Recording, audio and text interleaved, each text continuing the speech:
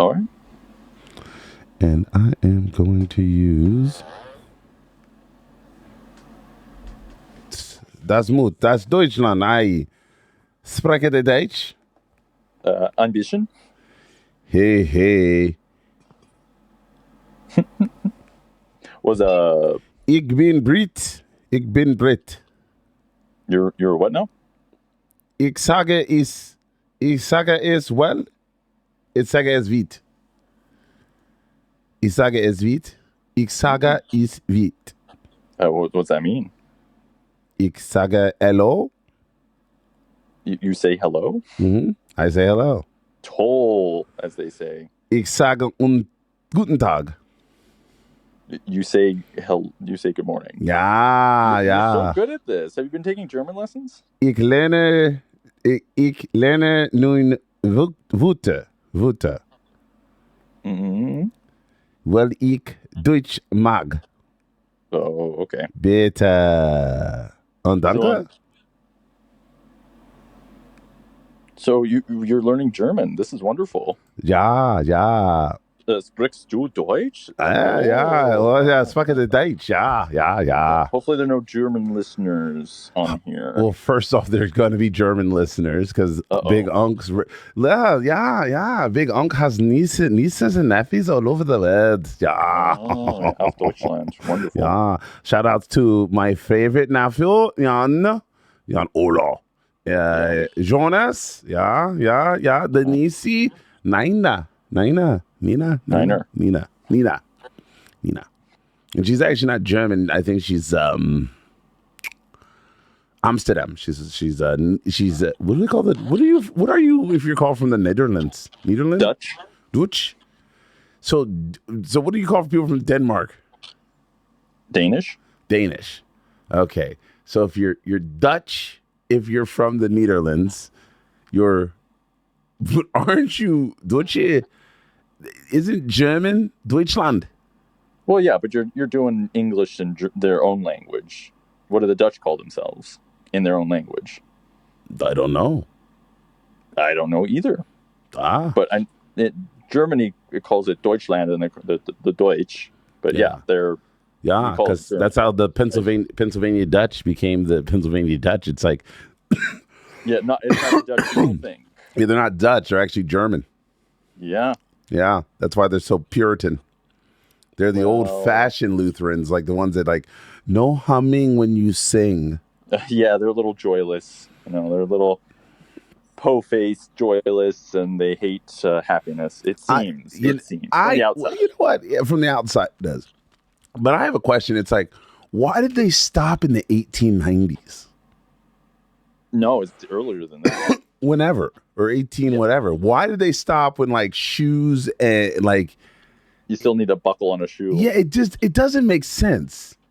It really... I've looked into it. Yeah, it's like, why right here? It's like, this is the best time on earth, right here.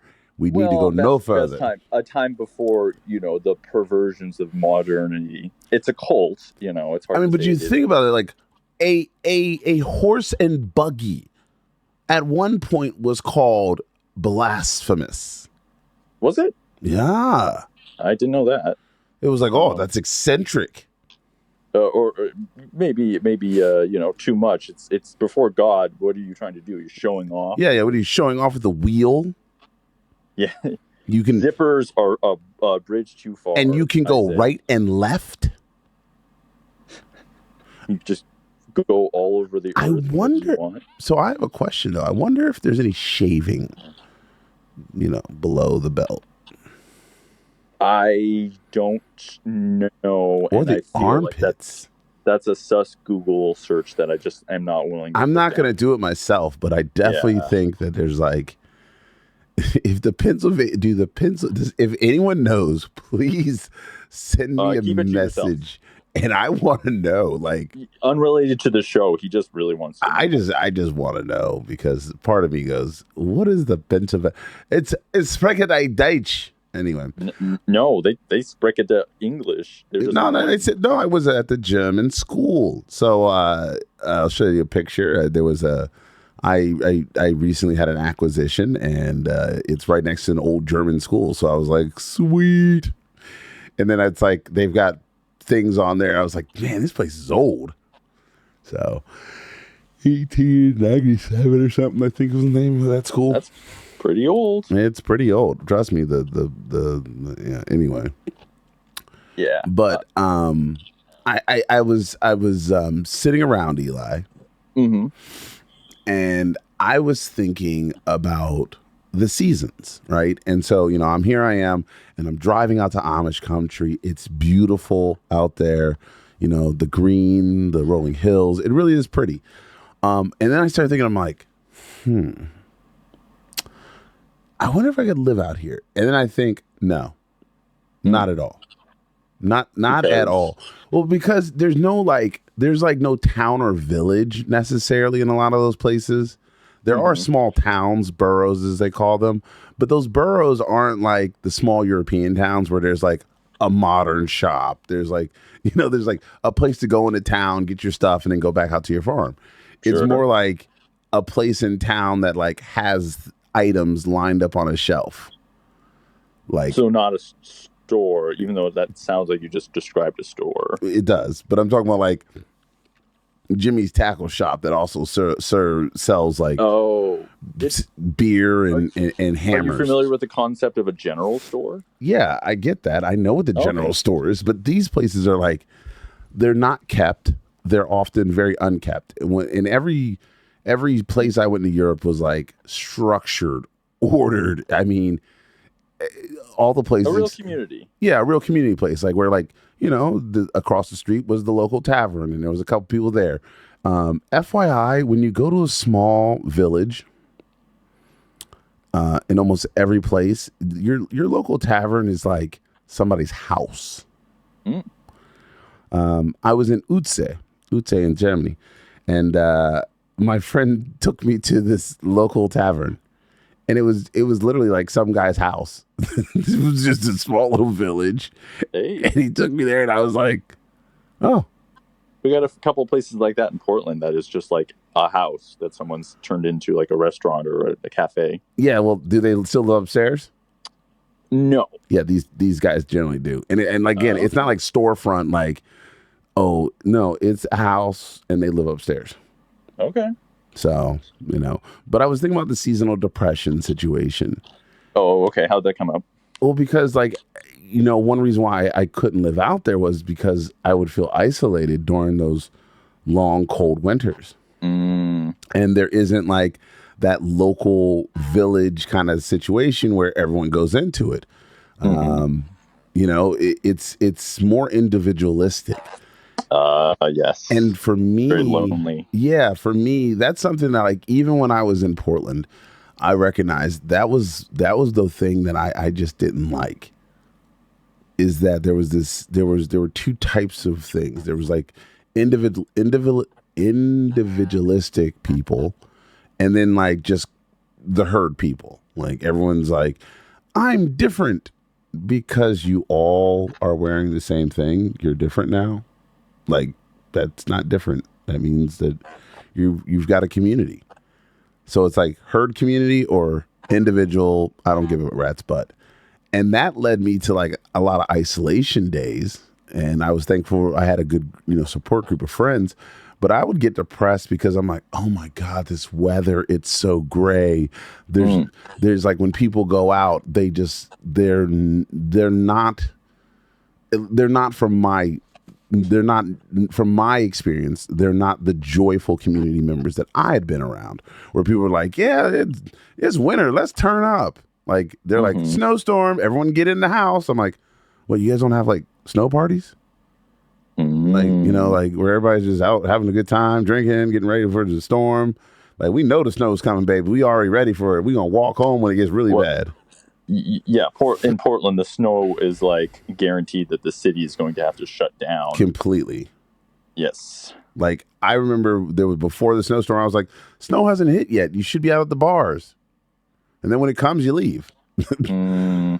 Well, you ever been stuck on a Portland freeway during a snowstorm? No, and thank God, because wouldn't recommend it. What is that, 25 there? I-5, 405, no, I-84. that place heading out towards Hillsboro. What's that road I take out there?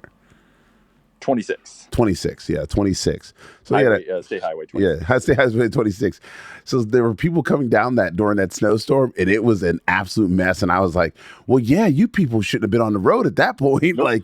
Like it was done. You where were you coming from to get into Portland? Like, why? Yeah, no, it's a skate rink, and it's always a nightmare. And if you're in Portland and there's threatening snow, just plan on not being on the roads. Just don't do it. Just don't come. Yeah, don't come. Don't come. Kamala, could you come out here? Don't come. Don't come. Don't absolute. Come. I'm gonna come. Absolute nightmare. So. But seasonal depression. I mean, we're out here in the Pacific Northwest. We are known for our gray days, a lot of gray days, no sun. And to be honest, it wears on me too. I didn't think I got seasonal depression until the last few years, and I realized I just felt kind of like blah. I didn't feel like doing anything. I just like, man, just nothing sounds like fun. And then a couple of sunny days would hit in a row, and I'd be like, wow, oh man, I want to get so much done. It's like, oh, that's seasonal depression. So I can definitely recognize that. But you bringing up seasonal depression. What's up with seasonal depression? Well, a lot of the things that I worry about with Keep Moving is young people and their ability to, move past whatever's bothering them. But with seasonal depression, it's hard because they're isolated. And so you don't necessarily see people in their moments, right? And so you've got to reach out to them. And I'm going to call this person Captain America. You and I know who they are. Yes. The rest of the world doesn't. But, I reached out to Captain America and he told me, he goes, bro, I'm going through it right now and I'm kind of in my thing. And I was like, hey, man, I just want to let you know you're on my spirit and I love you. And if you ever need anything, reach out. And he was so appreciative of it. He's like, yeah, I'll be fine. I just had to work it out. I go, yeah, I don't like that term. Mm-hmm. I don't like when people say, I've just got to work it out. It's like, you don't have to carry weight alone, especially during seasonal depression, because you isolate yourself from everyone. You know? It's hard to feel, it feels sometimes worse to feel bad around other people because you're like, well, I don't want to bring people down. I don't want to, be the gray cloud in the room. So then you isolate yourself. Yeah, and it's the Debbie Downer situation. You know what I mean? Like, and you're aware of your Debbie Downerness. You're like, man, I suck to hang out with right now. Yeah, it's like Debbie. It's like, wah, wah. Yeah, nobody likes me. I will just say, tip to the wise: they make light lamps that are supposed to simulate sunlight, which is what causes seasonal depression. It's literally your brain's just like, oh, I haven't seen proper sunlight. Which kind of it basically can give you those endorphins of feeling like you're in a sunny place. The fake ones. Yes, they sent a little light. It's not a tanning lamp, but my coworker called it her happy lamp, but she would literally turn it on and put it like close to her face for minutes at end, just to literally just get that bump of like, okay, my brain has received enough of the right temperature light that it thinks things are okay. Hey, Eli, let me ask you this one. How bad is it in America where they would rather sell you a happy lamp than give you a month off per year to go to somewhere sunny and get your own vitamin D? It's true. I'm with you there. Americans, I was talking to a friend, he worked, I believe it was FedEx, and it was, guess how many days off a year he gets? 7. 5. Ooh, 5 whole days. So whole days. So he's like, I'm taking them off during Christmas. A delivery driver, and he told me that, and I was disgusted. I was like, 5 days, a whole year, and you get 5 days. But he's a contractor for FedEx, which again, is I have worse. A lot of thoughts on that, but we'll save him for later. Well, he makes good money then. It's okay money, honestly, and for it's backbreaking work. You're really using your legs a lot. You're using your arms. You're working out. But it's better than being stuck inside of an Amazon warehouse. Yeah, but okay, like working in the salt mines versus working above ground. There's levels, and I think he's still having a pretty rough deal on it. It's not the worst, but it's not great. It's a job. You're not wrong, but so is shoveling crap. It's still a job, but it's not a great job. I mean, but you're right. You're just trying to defend your stock in FedEx, and I appreciate that. But, first off, I own zero stock in FedEx. That's that DiGiulio guy. I'm like, nah, I'm good. Like my mom and I just had a conversation. Oh, go ahead. I'm sorry. Oh, but you were saying, it's like, hey, you should be able to, and we've talked about Europe before. In France, it's 6 weeks off they get a year. That's like mandatory by law. Is it six? I know in Spain. Oh, okay. I know in Spain you get guaranteed 5 weeks off. Okay. 5 weeks off per year. But Could you imagine? But it's also based on like how many hours you've worked.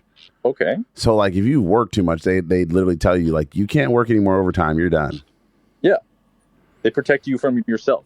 They protect you. In America, you can exploit yourself almost to your own detriment. Yeah, extreme detriment even.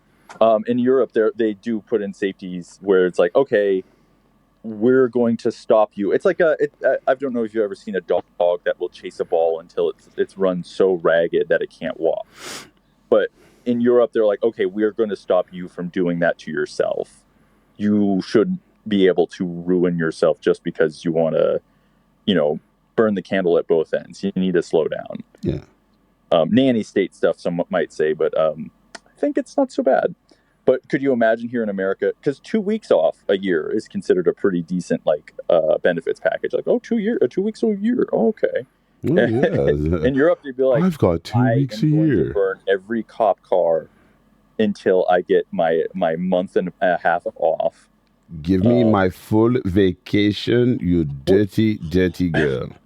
Which you gotta appreciate the French. They got a lot of problems, but they don't put up with that nonsense. You tell them, oh, we're going to cut back on your benefits, and they're like, I will burn the president like, effigy. Oh, you thought we were going to burn just a few things. No, we're burning this whole bitch down. We are going to burn you parked your car on the street, you best beware. And I appreciate the fact that they don't just, in America, you just bend over and say, oh, please, sir, thank you. Thank you, sir. May I have another? Exactly. Master. Give me the spanking. But in Oregon, if they give us, I don't know, what's the worst month here? Probably like January or December. They're just like, hey, yeah, it's a holiday month. Like most people are getting the time off. I think that could make a big difference in the seasonal depression. I think it also work on keeping a bunch of Karens in line. I mean, Oregon's got tons of Karens. Yeah, like a lot of them. Like people that are like, I'm like, you need to either get laid or get some sun. Well, let's one at a time. Yeah, I'm not gonna go there. I mean, not touching that. Not touching that. Well, I mean, it could be all three at a time. Hey, but yeah, no. To your point, this moving forward and all that stuff. I think people need to be, because again, before I really recognized I was getting seasonal depression, I just felt bad and was like, oh yeah, I guess I'm just feeling bad.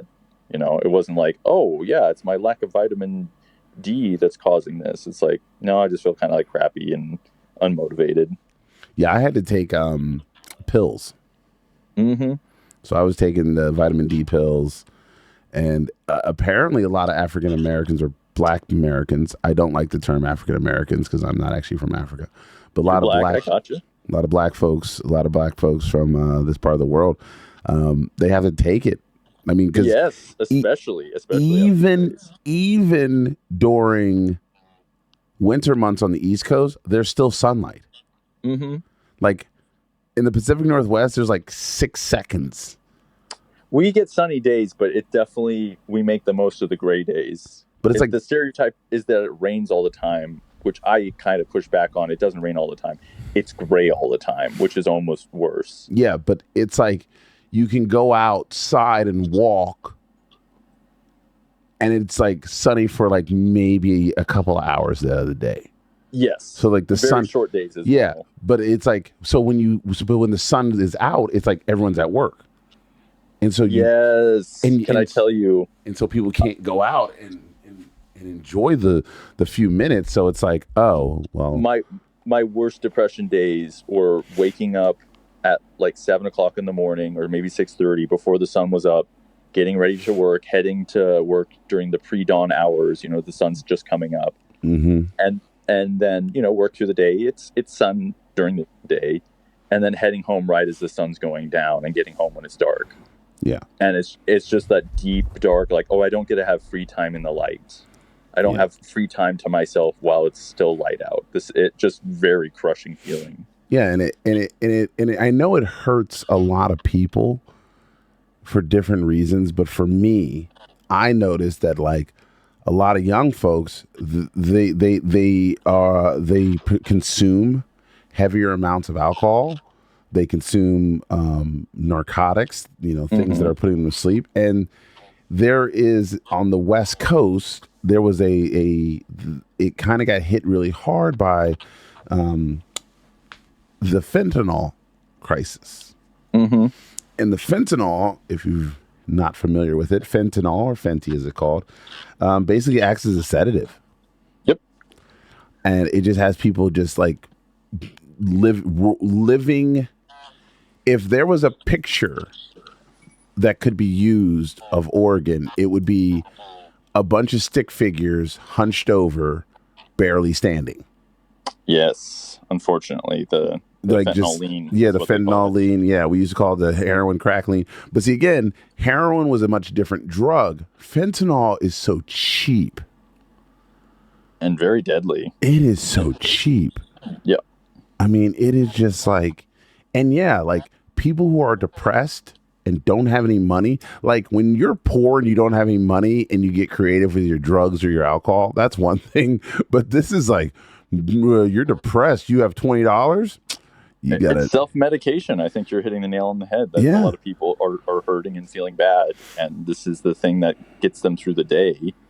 But that's really a symptom of a larger problem, and I think you're hitting the nail on the head there. Yeah, it's recognizing that people just do not have the supports necessary to make it out of these seasonal depression moments.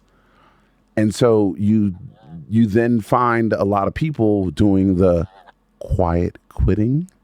I'll call it. Like, it ain't like the quiet quitting your job. It's like, I'm slowly not going to participate in life. Yeah. Society's sort of not so interesting to you anymore. You're feeling very unmotivated. Oh yeah. Yeah. And that's what I feel bad for. Those are the people that I really worry about, is that there's a population of young people. I mean, some of the young people that came to me, and you could tell they were hurting and depressed. Mm-hmm.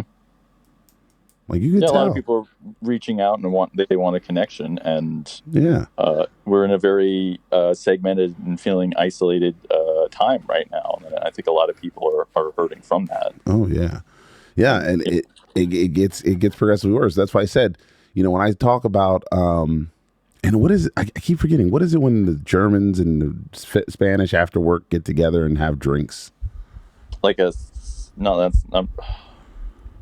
No, I can't think of the name. I can't think of it either. Here's the old man. I just had to put on my glasses to see if I can look it up online. Like, what is it called when Germans go Not to a siesta. That's midday. Yeah, that's a siesta. It's just like after work drinks. Yeah, I would call it that, but I guess they have a term there. Yeah.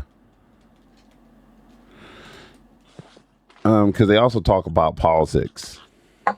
Mm-hmm.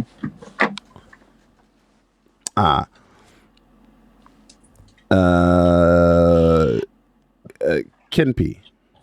Kempe. Yeah. Never heard of it. Typically rolling on a local bar, a local pub, Kenpie, or traditional Biergarten. So, Biergarten. Yeah. A Freibend. Feierabend. It's a German phrase, Feierabend, Feierabend, and literally translate to party evening. There you go.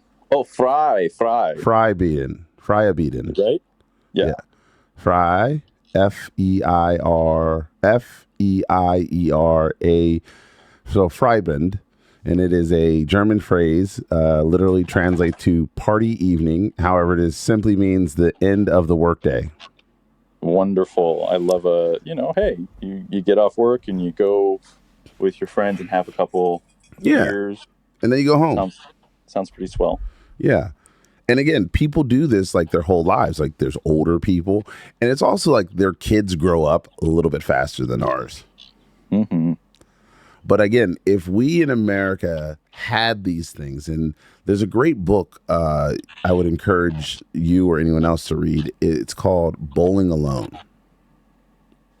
Okay. And it talks about the social decline in America that has led to a lot of things systemically. Was this the one about the death of bowling leagues? Yeah. Nobody bowls in America. Yeah. I heard about this because, it was sort of a canary in the coal mine that all these bowling leagues are sort of failing and falling apart because people aren't being social in that way. Yeah. It was more than so Bowling Alone or Nobody Bowls in America. But it reflects on the title is just one of the many things, but they talk about VFWs, Veterans of Foreign War. Those guys, that VFWs started popping up all over the country right after World War II, in Vietnam and Korean War, and then they had large mass memberships for years. And then as that silent generation slowly died off or was becoming, no longer on this earth, the new generation wasn't engaged in it. They were told, go home, get back to work. That's how you're going to take care of it. Those VFW guys, they may not have talked about it, but they didn't have the same reactions mentally that a lot of these guys, younger people, are having these days. With their PTSD and with their trauma from, other wars more recently. And I think it goes back to kind of what this book talks about. It's like, look, even at its worst, the United States used to have these social clubs. They had the Lions Club. They had the Rotary Club. They had, et cetera, et cetera. Et cetera, whatever it is. And then you had the bowling leagues. And then you had, your local civic clubs. Well, nobody engages in those anymore. Like now your local civic club is street cleaning day brought to you by the city. It's like, so what, you're going to get all the people in the neighborhood to clean the street that somebody else made the trash of and you didn't do your job to clean it, so now we got to get up there and clean it for you? Hey, don't knock it.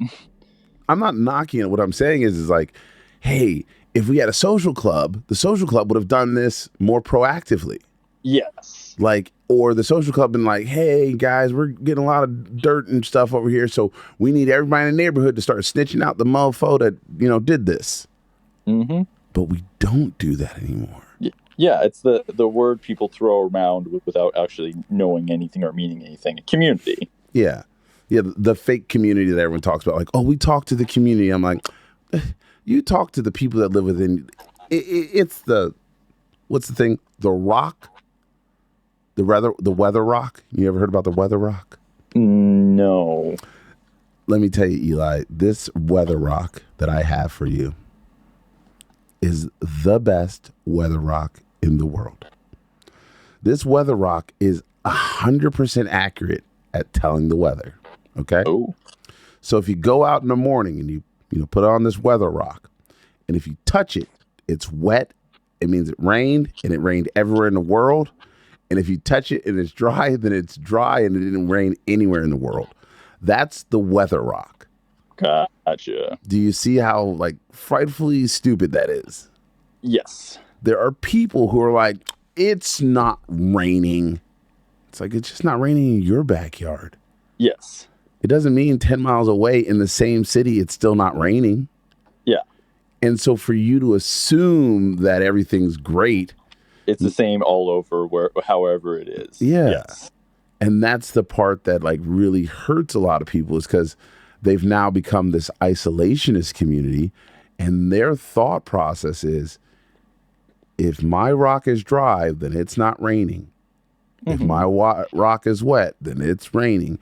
And that's the same way for how we treat our communities. Like, you know, we only say things are bad because of where we live. And I'll give you a true life example. I was talking about this today. Somebody says gas prices are out of control. Yes, you're absolutely right. They're out of control. I agree. And then somebody says there's nothing we can do about it. And I said, well, that's not true. He was like, there's nothing we can do about it. That's Donald Trump's fault. I said, it's not all Donald Trump's fault. You know, every state has effectively a gas tax. Mm-hmm. They could cut the gas tax completely. But if you cut the gas tax, then other services that people are getting funded for would then have to go away. Yeah, most roads are paid and paved with the road tax or gas tax. So that's what I mean. So like, hey, we cut gas tax. So your gas is lower by 40 cents, right? You get excited. Because now you, instead of paying $3 whatever or $3, I wish. Here in Oregon, it is $5. Yeah, it's probably higher. I just bought some for $3.88, so I was excited. But yeah, so if you're paying like $5 a gallon, and then you're like, well, I just saved 40 cents, so now I'm at like $4.60. Mm-hmm. You get excited, right? You're like, oh yeah, I'm $4.60. I'm excited. But then the potholes are worse. So then now you're like, oh man, I hate all these potholes. Now my car's at $10,000 in damage. It's like, yeah, but you're saving money on that gas. Mm-hmm. You're getting what you wanted. It's also you had to sacrifice something in between. And so when I tell people there is something we can do, but you're not gonna like the results of what happens because there is that Lego effect, or not Lego effect, domino effect, because we talked about Legos before. That's a dangerous world. It's a domino effect. You knock one over and then a bunch more go falling down. Mm-hmm. I feel that way about community, is that most communities don't know what they don't know. And so their thought is, well, why don't they just, stop funding this stupid thing over here? Okay, well, stop funding it. And then everyone's like, oh my God, how can they not fund, the arts program? Ma'am, you told me to get rid of $1 million from the budget. Yeah. We found something that you called wasteful spending. It was a program assistant that helps coordinate all the arts programs. Yeah. That's why I think it's so, not to get too far afield, but it's so egregious whenever, something like. Uh-oh. Eli?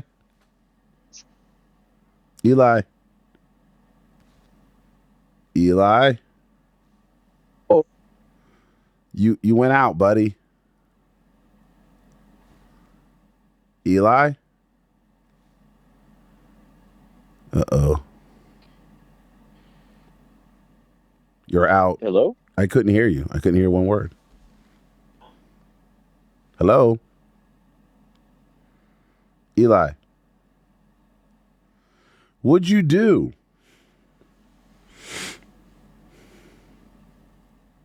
Hello?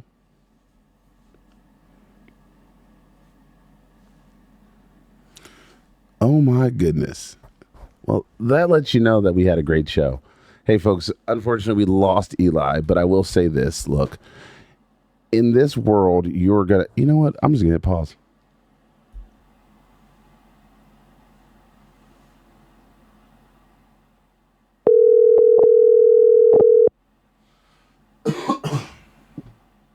Hello?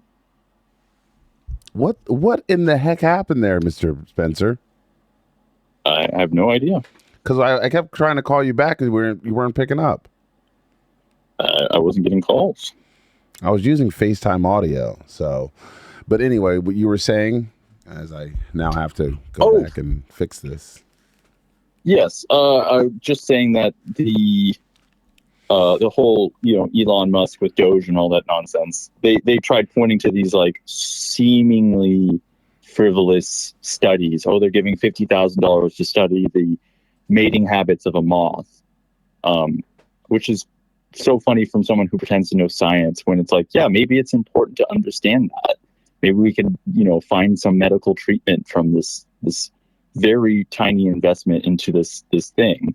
It's like, oh, that's a lot of wasteful spending. It's like, how do you think like penicillin was discovered? It wasn't just people, oh, I'm going to discover this antibiotic. It's like, you don't know what you don't know. So I get frustrated when people, are trying to cut all these like frivolous expenditures. First, they're so tiny. One F-35 fighter jet would pay for all of this shit, but never mind that. Yeah, but again, it goes back to like, it's not so much about the money or the frivolous spending or the concept. It's saying, okay, we can do these things. And this is why I think America needs to start talking about its politics openly and not about the emotional standpoint. And I know that people get emotional because they care, but the performative stance that we as Americans are taking around getting solutions is actually hurting our health. It physically hurts our health outcomes. It's like we are arguing with people on the internet. The people who get the most clicks are the people who are willing to say the most atrocious and disgusting things about their fellow human. Oh, absolutely. Tips from the wise, tip from the Keep Moving Forward podcast. Don't engage. Don't roll in the mud with the pigs.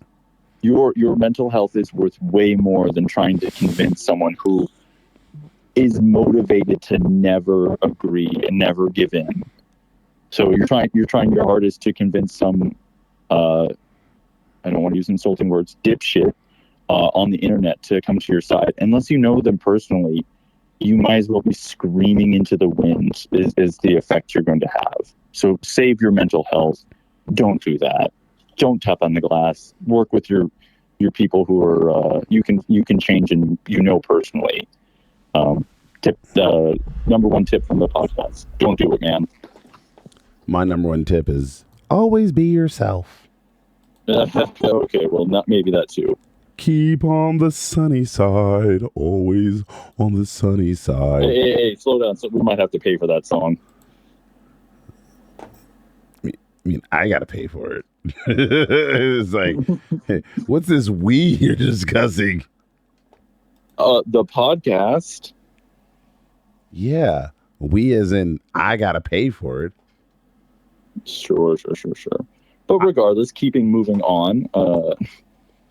Because that's the way you just keep moving. But it's still I think if you are going to live a full and complete life, you should do so by actually caring about what you're talking about, caring about the issues, but not being emotional about the issues. Your neighbor is always going to be your neighbor.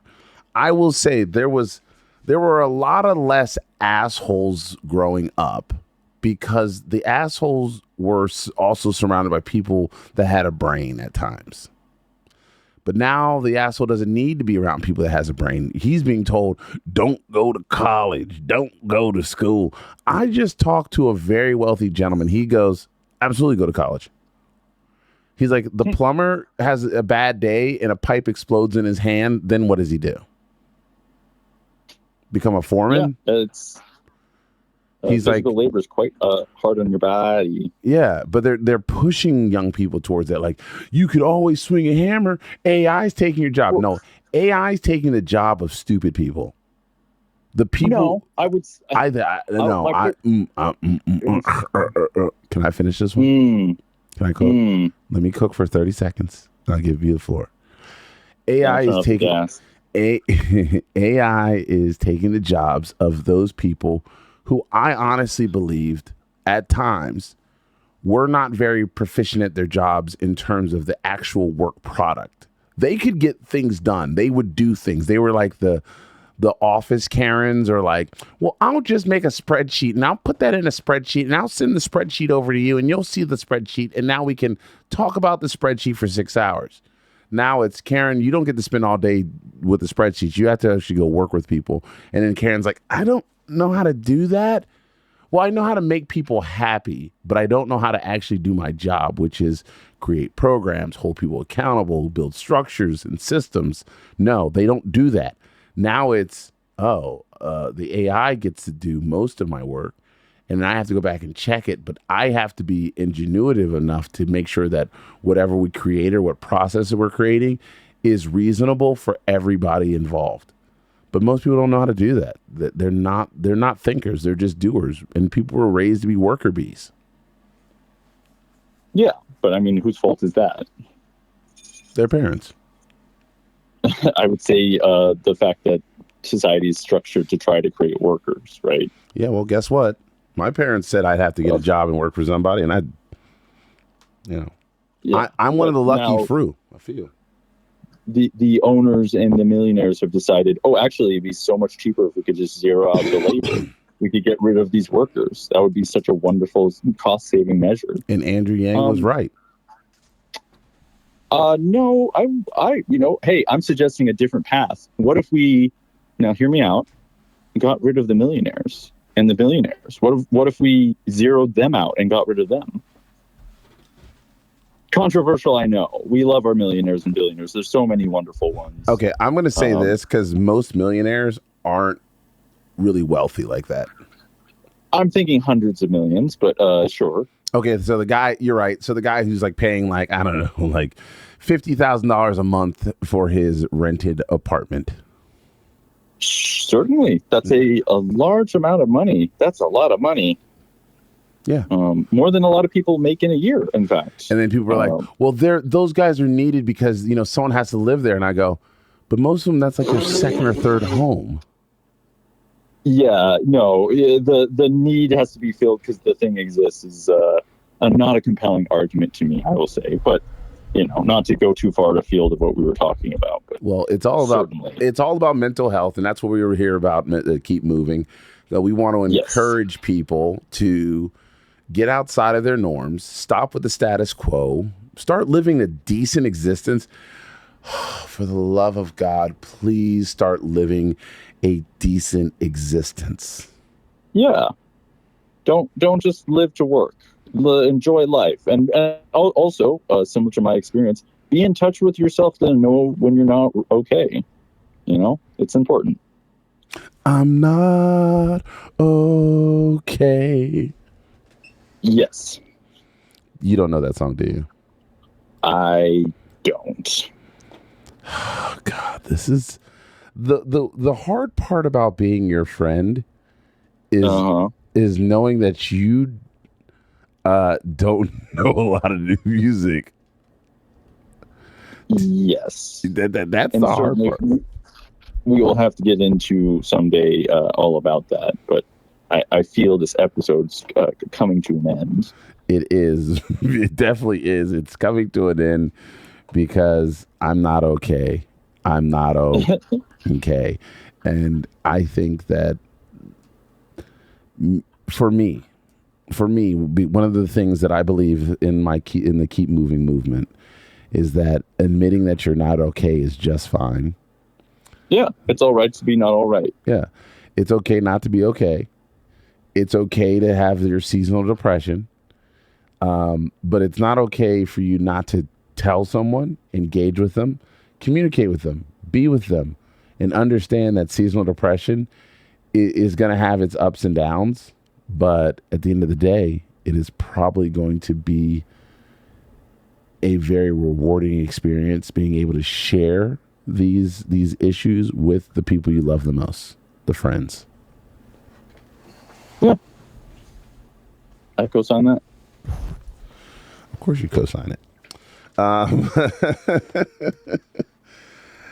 Oh, man. So, Eli, I must now search for my... Oh, no, it's still lost.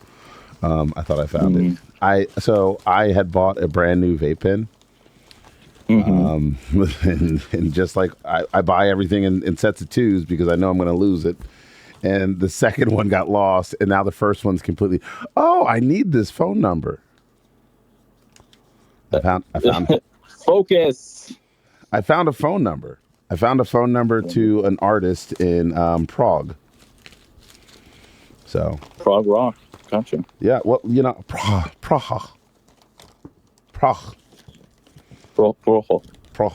That's how the Germans say it. Prague.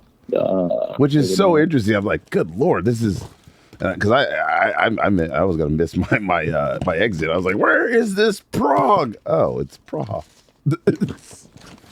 And I can't find my pen, so I can't find mine. Oh my goodness. This will be a very long night. It's going to be a very long night for Big Unc now because he doesn't have his THC pen, but that's okay. Eli, anything you want to leave us with? No, I really liked what you said. It's don't suffer alone is what I would say. There's ways to help yourself. There's people you can talk to help yourself with this, and it's good to find safe people who you can confide in and tell them that, hey, you're having a tough time with something. It makes it a lot easier to go through it and have someone else's help working through the difficult times you're having. Well, Eli, I appreciate you. I appreciate you too. Now I'm going to go find out if I can ever find my cannabis pen ever again. Well, I wish you the best of luck with that, and hopefully you can keep moving forward and eventually find that pen. It is not going to happen. But for everybody that's at home, remember, take care of yourself and each other, and have a great day and even better tomorrow. Keep moving. Bye. Make sure to like, follow, and subscribe wherever you're hearing this podcast. My name's Big Unc, and that's been Eli. Keep moving.